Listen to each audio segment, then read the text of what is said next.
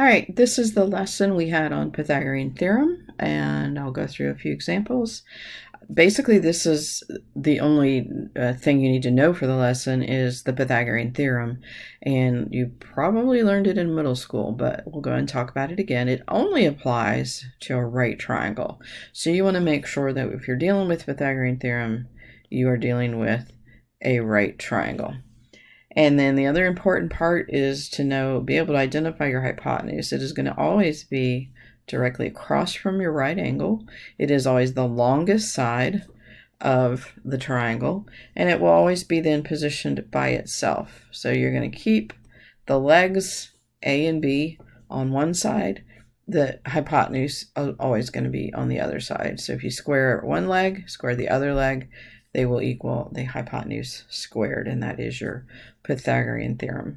Okay, now what we will also use it for is a problem like this. Could these three sides make a right triangle? So if it makes Pythagorean theorem true, then we can say that it is a right triangle.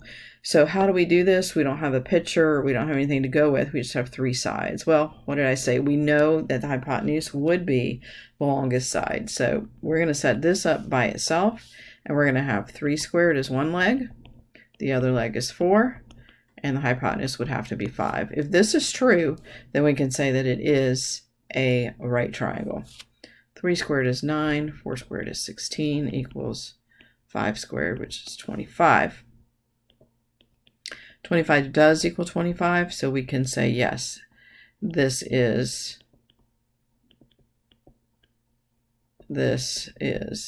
a right triangle. Okay, and then there's some more that you could practice. All right, now here's a traditional way we would use Pythagorean theorem is to find a missing side. So in this case, we're identifying that the hypotenuse is across from the right angle. So when we set it up, we've got a leg, hypotenuse. Doesn't matter if you use C, you could use X, you could use whatever letter you want. So you're going to work that out. 4 squared is 16, A squared is 64. And then just like we were doing with geometric mean, when I want to solve C squared, I'm going to take the square root of both sides. The square root of C squared is C. Okay, square root of both sides. Then that is not a perfect square, so I need to find my factors. I said 8 times 10. Then that becomes 4 times 2. So I've got a set of 2's. So they're going to come out. And then I've got 4 right here, which is another set of 2's. So I had 2, one set of 2, another set of 2, and 5 stayed inside. 2 times 2 is 4, square roots of 5. So that's how we got to that final answer of 4 square root 5. Okay, that's how you would do it when the hypotenuse is missing. There's an example you can try, and again, of course, there's a worksheet on Canvas for you to work on. Now, what about this one? We have the missing side is not the hypotenuse, so we're going to identify hypotenuse as 14. That goes by itself. 9 squared is one leg, x is the other leg. Square them up. So how do I work this one? I'm going to do 81 plus x squared equals 14 squared. And I do not have my perfect squares memorized past 12, so we've got 196 minus 81. Solving this, right, I'm going to 81 from both sides. X squared equals 196 minus 81, so that is 115.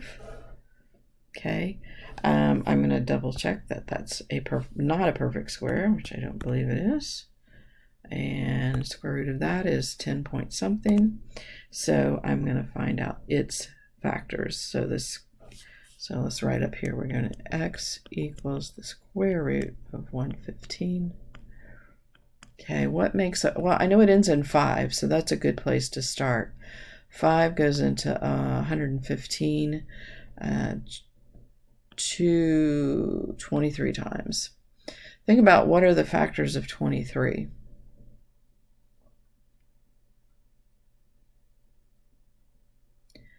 It wouldn't be an even number. 2 times 12 is 24. 2 times 11 is 22. So is 3 a multiple? 9 times 3 is 27. 8 times 3 is 24. So 23 is going to be a prime number, and as well as 5. So this one, you're just going to have to leave it as the square root of 115. Okay. So again, we've got more examples. Now, let's talk about some word problems. There's a separate worksheet with word problems. On these, they're not too difficult. You're just going to set up you look at the scenario, set it up, draw a picture. Very important to draw a picture. If you don't draw a picture, you're not going to get the right things in the right places. So it says that a telephone pole is 12 meters tall, and a pigeon is standing on the ground 5 meters from the pole. So I do need to draw my pigeon to make this completely accurate. There you go. He is 5 meters from the pole. He's going to fly to the top of the pole. So he's going to go from here to here. How far will he fly? Okay. Well, there is an assumption here that the telephone pole is going straight up off the ground, and it's not a crooked telephone pole. That would form a right angle there. So that means this is my hypotenuse. Okay.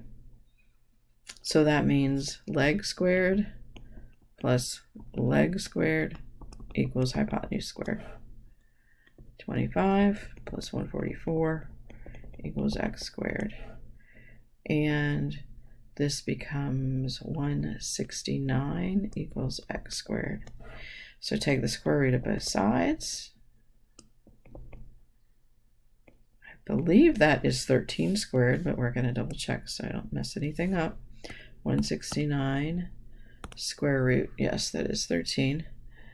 And x equals 13. So the bird is flying 13 meters.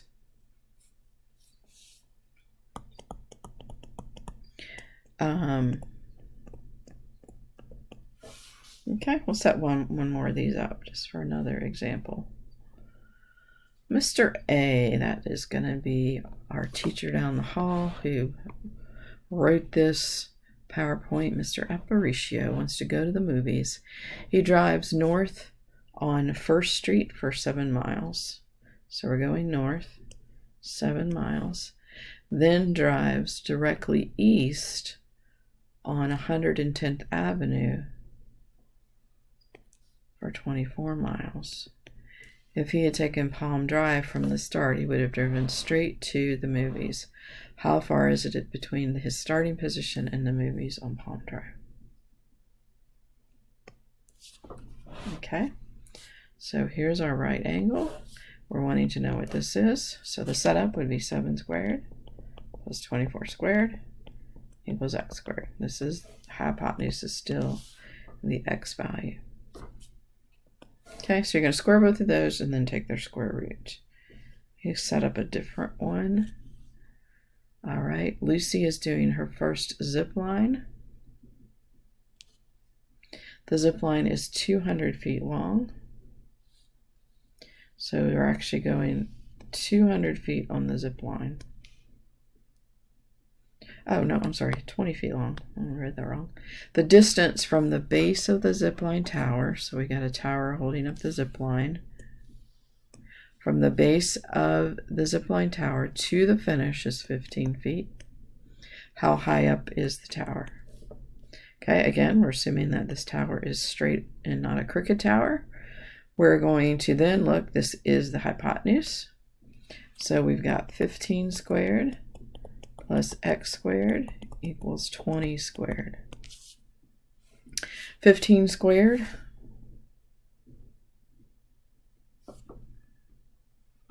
$225, and I think 20 squared is 400. All right, so 225 plus x squared equals 400. Solve this. Subtract 225 from both sides. X squared equals, so that's 200, that's 175. X equals the square root of 175. Something tells me that's not a perfect square, but we will check it out. 175 square root is not, but I can find some factors here. So let's go ahead and I know that 25 is going to be a factor of this. So 4 25s makes 100, so 3 more would make 75. So I'm going to say 25 times 7. 25 is a perfect square, so I'm going to bring that to the outside of the radicals, 5, and 7 stays in. And that's how that works. I'll put the whole problem back up there. Okay, so in a word problem, you may get the variable as one of the legs. It may be the hypotenuse. Either way, set it up where hypotenuse is always by itself. That's the one place you would mess up, is if you don't pay attention to where the hypotenuse is. And that's all we did with Pythagorean theorem. All right, so grab that worksheet and practice some example problems, and we'll talk to you later. Bye-bye.